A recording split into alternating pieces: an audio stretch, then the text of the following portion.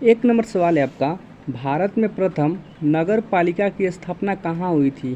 भारत में प्रथम नगर पालिका की स्थापना कहाँ हुई थी? तो भारत में पहली बार नगर पालिका की स्थापना भारत के तमिलनाडु राजधानी के चेन्नई डिस्ट्रिक्ट में हुई थी। ऑप्शन नंबर बी इसका करेक्ट आंसर है। 2 नंबर सवाल है, कोयला किस चट्टान में पाया जाता है? कोयला किस चट्टान में पाया जाता है? ऑप्शन है आग्नेय चट्टान, अवसादी चट्टान, रूपांतरित चट्टान, बेसाल्ट चट्टान। तो जो कोयला होता है वह निम्न में से अवसादी चट्टान में पाया जाता है। ऑप्शन नंबर बी इसका करेक्ट आंसर है। चलिए अगला सवाल देखते हैं 3 नंबर। 3 नंबर सवाल दिया है, ऋग्वेदिक आर्यों की भाषा क्या थी? यानी ऋग्वेदिक काल में जो आर्यों की भाषा थी वह क्या थी? ऑप्शन दिया है पाली, प्राकृत, संस्कृत, हिंदी। तो ऋग्वेदिक आर्यों की भाषा निम्न में से संस्कृत थी। ऑप्शन नंबर सी इसका सही जवाब है। 4 नंबर सवाल है, जल का अवशोषण कहाँ पर होता है? जल का अवशोषण कहाँ पर होता है? ऑप्शन दिया है आपका ए अमाशय, बी छोटी आंत, सी बड़ी आंत, डी इनमें से कोई नहीं। तो जल का अवशोषण निम्न में से बड़ी आंत में होता है। ऑप्शन नंबर सी इसका करेक्ट आंसर है। 5 नंबर सवाल है, निम्न में से कौन प्राकृतिक आपदा नहीं है? VBI क्वेश्चन है, एग्जाम में पूछ सकता है, आपको इसे याद कर लेना है। निम्न में से कौन प्राकृतिक आपदा नहीं है? आपके ऑप्शन दिया है ए सुनामी, बी बाढ़, सी आतंकवाद, डी भूकंप। तो सुनामी एक प्राकृतिक आपदा है, बाढ़ भी प्राकृतिक आपदा है, आतंकवाद नहीं है और भूकंप भी प्राकृतिक आपदा है। तो सवाल पूछा है कि इनमें से कौन प्राकृतिक आपदा नहीं है? तो जो आतंकवाद यह मानव जनित आपदा है। तो ऑप्शन नंबर सी इसका करेक्ट आंसर हो जाएगा। 6 नंबर सवाल है, मौर्य वंश का अंतिम शासक कौन था? मौर्य वंश का अंतिम शासक कौन था? ऑप्शन है कुणाल, बृहदर्थ, सुसीम, संप्रति। तो आपको पहले बता दें कि मौर्य वंश के संस्थापक चंद्रगुप्त मौर्य थे और सवाल पूछ रहा है मौर्य वंश का अंतिम शासक कौन था? तो मौर्य वंश का अंतिम शासक बृहदर्थ था। ऑप्शन नंबर 20 का करेक्ट आंसर है। आप लोग दोनों सवाल याद रखिएगा, मौर्य वंश का संस्थापक चंद्रगुप्त मौर्य और मौर्य वंश का अंतिम शासक बृहदर्थ, दोनों एग्जाम में पूछ सकता है। 7 नंबर सवाल है, निम्न में से कौन पानी जनित रोग है? निम्न में से कौन पानी जनित रोग है? ऑप्शन है ए टाइफाइड, बी प्लेग, सी गलसुआ, डी मलेरिया। तो इनमें से कौन पानी जनित रोग है? तो ऑप्शन नंबर ए से करेक्ट आंसर है टाइफाइड। टाइफाइड जो होता है वो पानी जनित रोग होता है। ये इसका सही जवाब हो जाएगा। 8 नंबर सवाल है आपका, गोवा को पूर्ण राज्य किस संविधान संशोधन के अंतर्गत बनाया गया? गोवा को पूर्ण राज्य किस संविधान संशोधन के अंतर्गत बनाया गया? ऑप्शन है 42वां, 46वां, 48वां, 56वां। तो गोवा राज्य जो पहले पुर्तगाल के कब्जे में था, जब वो गोवा राज्य आज़ाद हुआ पुर्तगालियों के चले जाने के बाद, तो गोवा को पहले केंद्र शासित प्रदेश बनाया गया और फिर उसे पुनः 56वां जो संशोधन हुआ संविधान में, उसके अंतर्गत गोवा को पूर्ण राज्य की दर्जा मिली। तो आप लोग याद रखिएगा, ऑप्शन नंबर डी इसका करेक्ट आंसर हो जाएगा। 56वां संशोधन के द्वारा गोवा को पूर्ण राज्य की दर्जा मिली। चलिए अगला सवाल देखते हैं 9 नंबर।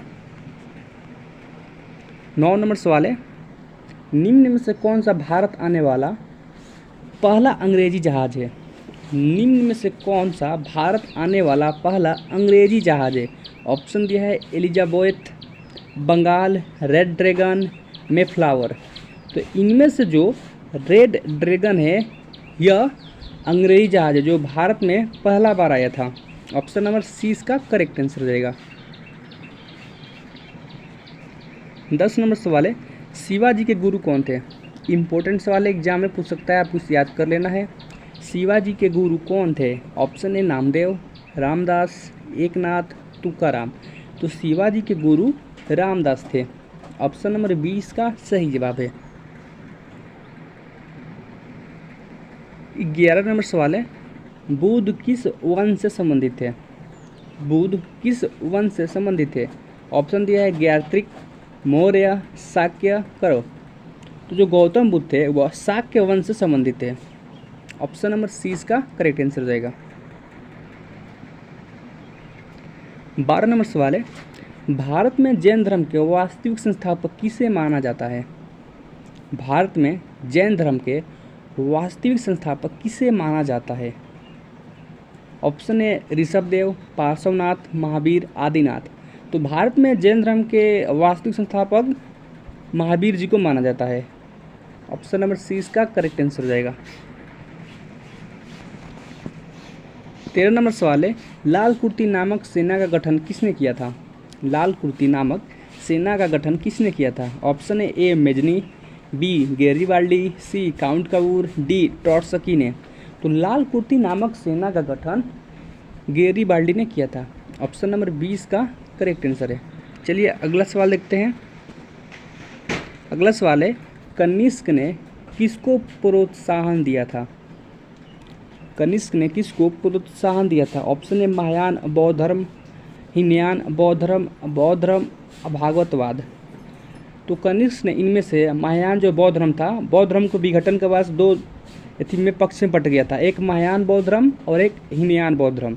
तो जो कनिष्क था कुषाण वंश का, वह महायान बौद्ध धर्म को प्रोत्साहन दिया था। ऑप्शन नंबर ए इसका करेक्ट आंसर है। 15 नंबर सवाल है, नीली क्रांति किससे संबंधित है? नीली क्रांति किससे संबंधित है? ऑप्शन है कृषि, लोहा और इस्पात उद्योग, सिंचाई, मत्स्य पालन। तो जो नीली क्रांति है वह मत्स्य पालन से संबंधित है। ऑप्शन नंबर डी इसका सही जवाब है।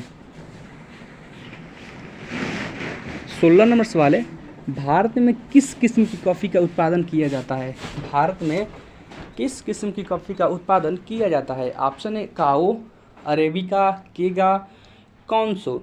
तो भारत में इनमें से जो अरेबिका है इसी प्रकार की कॉफ़ी का उत्पादन किया जाता है। ऑप्शन नंबर 20 का सही जवाब है। 17 नंबर सवाल है आपका, बिहार में गंगा की लंबाई कितनी है? बिहार में गंगा की लंबाई कितनी है? ऑप्शन दिया है 480 किलोमीटर, 445 किलोमीटर, 489 किलोमीटर, 120 किलोमीटर। तो बिहार में गंगा की कुल लंबाई 445 किलोमीटर है। ऑप्शन नंबर 20 का करेक्ट आंसर है। चलिए अगला सवाल देखते हैं। 18 नंबर सवाल है, राष्ट्रीय प्रौद्योगिकी दिवस कब मनाया जाता है?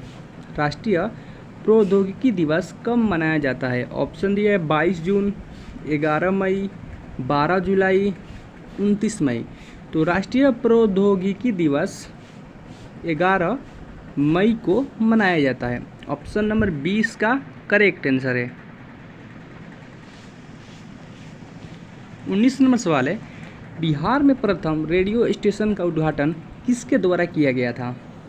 बिहार में प्रथम रेडियो स्टेशन का उद्घाटन किसके द्वारा किया गया था? ऑप्शन सरदार वल्लभ भाई पटेल, जवाहरलाल नेहरू, भगत सिंह, महात्मा गांधी। तो बिहार में प्रथम जो रेडियो स्टेशन था उसका उद्घाटन सरदार वल्लभ भाई पटेल के द्वारा किया गया था। ऑप्शन नंबर ए इसका करेक्ट आंसर है। 20 नंबर सवाल है, बिहार की सर्वोच्च चोटी कौन सी है? बिहार की सर्वोच्च चोटी कौन सी है? ऑप्शन दिया है बराबर की पहाड़ी, अरावली की पहाड़ी, राजगीर की पहाड़ी, सोमेश्वर की पहाड़ी। तो बिहार की सर्वोच्च यानी सबसे ऊंची चोटी इनमें से सोमेश्वर की पहाड़ी है। ऑप्शन नंबर डी इसका करेक्ट आंसर है।